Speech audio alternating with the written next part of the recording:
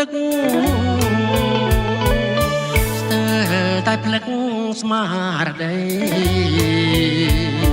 នួចស្រឡាញ់ត្រស្ដីក្នុងន័យស្រឡាញ់ស្មងលួចស្រឡាញ់ស្រស់ស្រីក្នុងន័យស្រឡាញ់ស្មងតែអង្គុយម្នាក់ឯងប្រឡាញ់នឹងទឹកជ្រោះ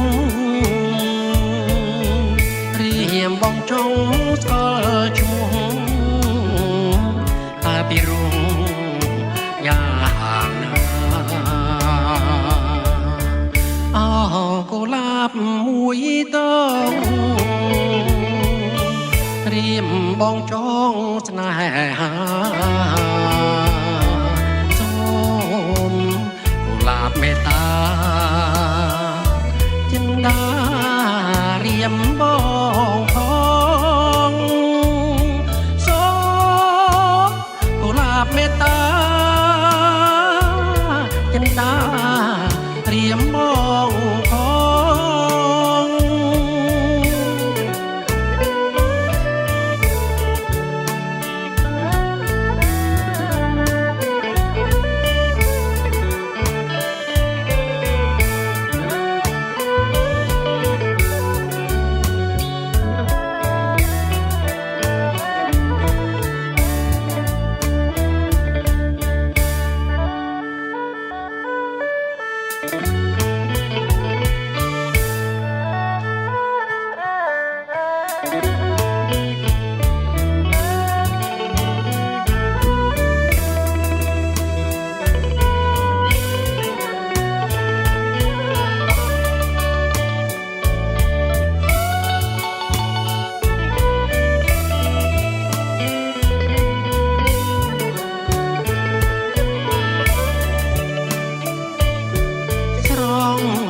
ស្រងម្ល៉េះទេ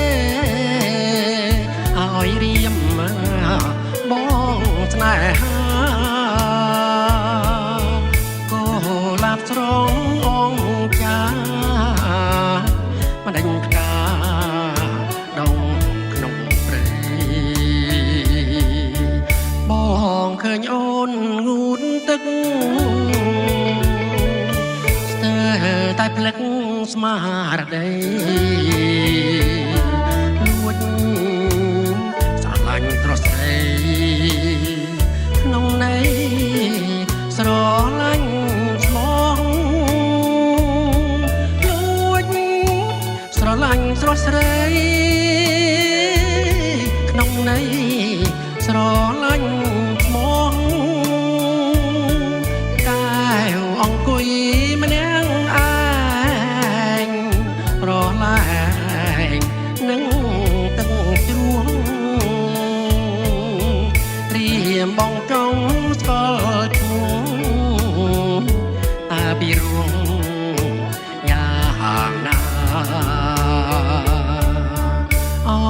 កុលាបមួយតងរៀមបងចង់ស្នេហា